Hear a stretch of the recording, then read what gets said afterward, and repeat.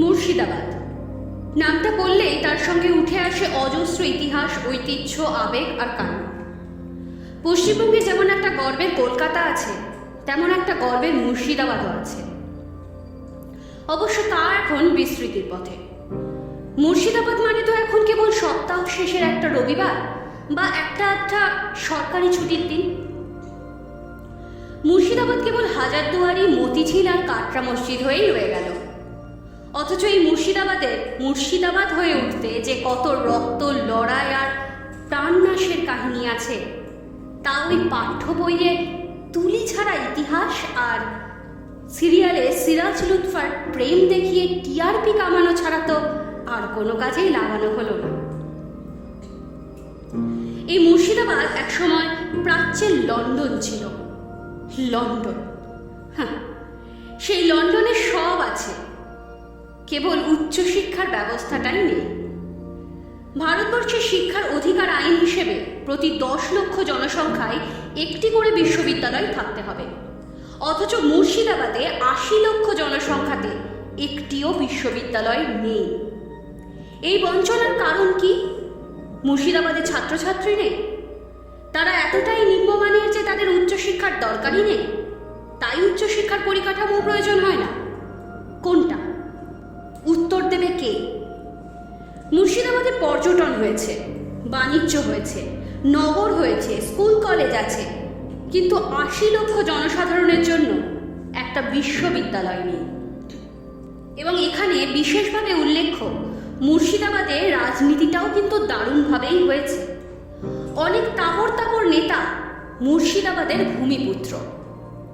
কংগ্রেস নেতা আব্দুস সাত্তার, একদা কেন্দ্রীয় রেলমন্ত্রী ও বর্তমান বিরোধী নেতা কংগ্রেসের অধীর রঞ্জন চৌধুরী, মুসলিম লীগের নেতা সামাউন বিশ্বাস, নাসির উদ্দিন খাঁ, বামফ্রন্ট নেতা আনিসুর রহমান, কিরণময় নন্দ, বর্তমান রুলিং পার্টি তৃণমূলের হুমায়ুন কবির, জাকির হোসেন, আখরুজ্জামান, সুব্রত সাহা এবং কংগ্রেস আমলের রাষ্ট্রপতি প্রণব মুখার্জি, এত বড় বড় নামের সাথে মুর্শিদাবাদ জুড়ে থাকলেও মুর্শিদাবাদ ইউনিভার্সিটির জন্য কোনো বৃহত্তর আন্দোলনে নেই তাদের নাম।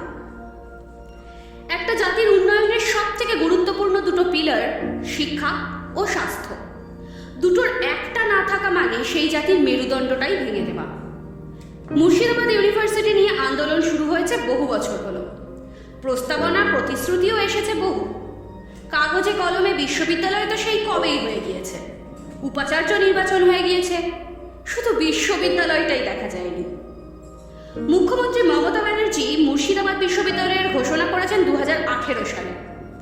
2019-এ তার নট প্রসিড, আর 2020-তে তা নট ফাউন্ড।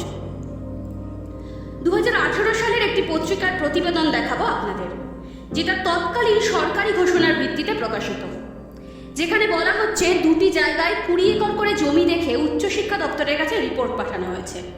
খুব শীঘ্রই সরকারি প্রতিনিধি দল আসবে পর্যবেক্ষণে। আনন্দের জোয়ার এনেছিল এই খবর মুর্শিদাবাদের কাছে। 2021, এখনো আসেনি পর্যবেক্ষক দল।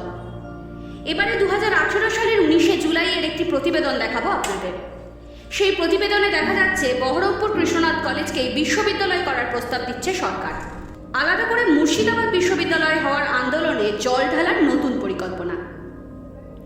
কেএন কলেজ সুযোগ্য নামকরা কলেজ হলেও কলেজের যে জায়গা তা বিশ্ববিদ্যালয় করার জন্য যথেষ্ট নয়।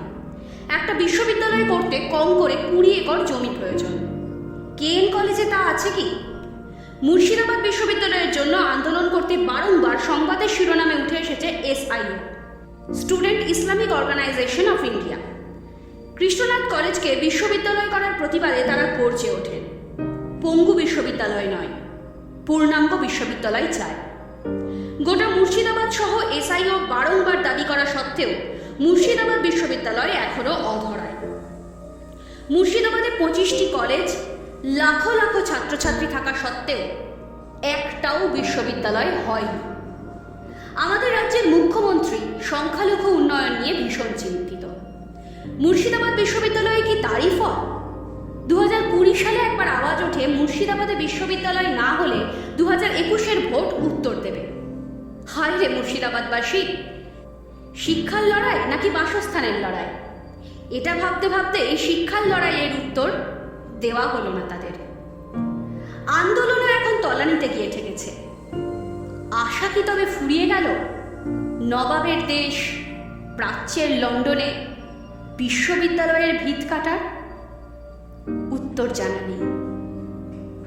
Bureau report, NBTV।